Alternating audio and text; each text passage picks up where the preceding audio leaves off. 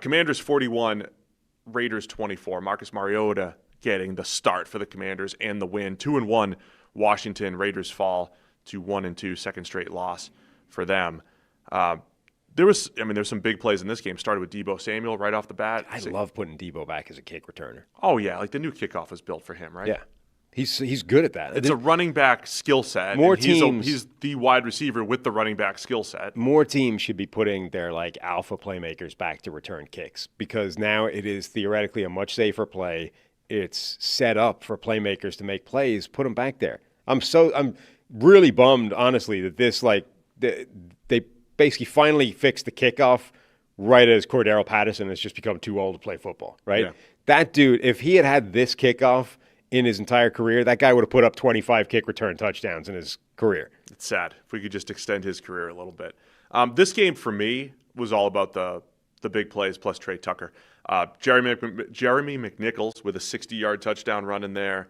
You had Terry McLaurin with a 56-yard reception. You had Trey Tucker again with a wide-open 61-yard touchdown. You had Luke McCaffrey came back with a 42-yarder. That was all more toward garbage time. But Trey Tucker for the Raiders now leading the league in receiving touchdowns, tied with Rome Odunze with 4. So Trey Tucker, big-time breakout. But second straight week, a little disappointed in the Raiders showing, especially what they did defensively. And second straight year, we've seen the Commanders not necessarily not miss a beat without Jaden Daniels, but pretty close with Marcus Mariota running the show. I thought Mariota did some nice things with his legs, did have a rushing touchdown, and efficient throwing the ball, 15 of 21 for 207, including that 56-yarder to McLaurin. Yeah, efficient, and they used him in the design run game. We said this before. One of the benefits of having a guy like Mariota as your backup is you don't need to change the offense when he comes in. He can do the same things that Jaden Daniels can do, just not as well, right? So you have this designed run with Mariota. He gets a big gain. Now he then fumbles the football.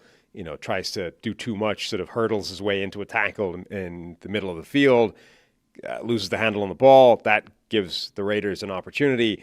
But generally, Mariota was very good in this game, more than good enough to take advantage of Washington being the better team. I love going back and looking at the sequences that I think had just a huge impact on the game.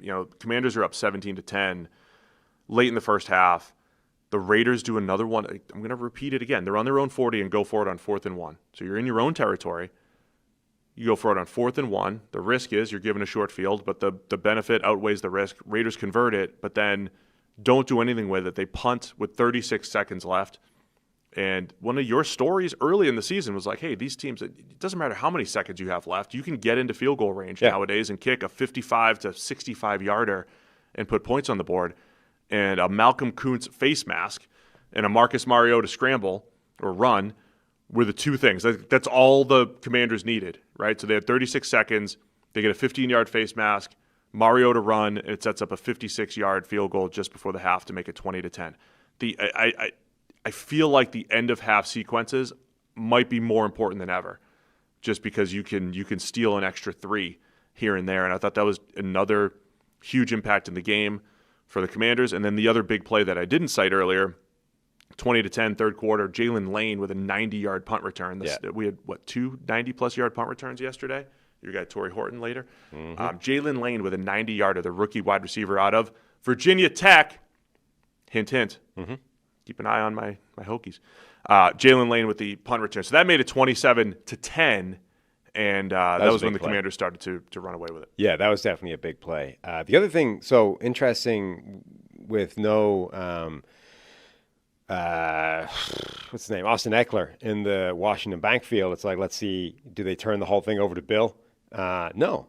Number one to begin the game was Chris Rodriguez, I think, was the guy getting the start, quote unquote, for what that's worth. He had a big run early on. You got to give it to Chris. Yeah, absolutely. But if you look at the kind of distribution, it's now just a committee backfield. You've got Bill Krosky Merritt in there getting his carries. Rodriguez was leading the team in carries and getting the start. McNichols is in there with the big run. Like they are, and Deebo getting, carries as well. They're not just turning it over to Bill as obviously, I think, the most dynamic ball carrier they have. They're like, no, he's a rookie. He still can't do everything. This is going to be a backfield by committee now. The fact that Jeremy McNichols, I said this all last year, is getting significant. It was only 4 carries, but he had a 60-yarder in there. That he's, in 2025, making an impact what's he, like a 10-year backup running back? That's just a rare commodity, just a rare player. How long has he been in the league? It's been a while. Can't be that long, right? I keep thinking he was in the very early, like the 2015. He's only 29 years old. I know. Dude's ancient. Yeah. It's been around forever.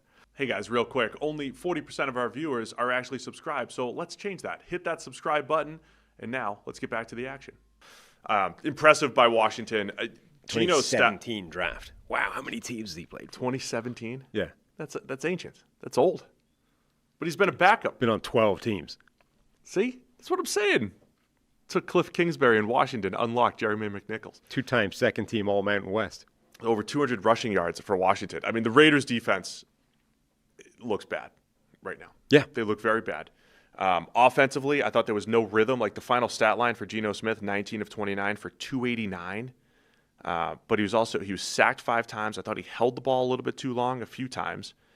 He ended up with 3 touchdowns to Trey Tucker. They were all wide open, or at least 2 of them completely wide open. So it was like a couple coverage busts, maybe helping the stats a little bit. But I think the Raiders' offense is just missing any kind of rhythm. And then going back to that stat before, like Ashton Jeanty, once again, 17 carries, 63 yards, had a long of 18. So that means a lot of carries to nowhere in there for Ashton Jeanty, and him and Chase Brown, the 2 running backs, averaging negative yards before contact per rush this season.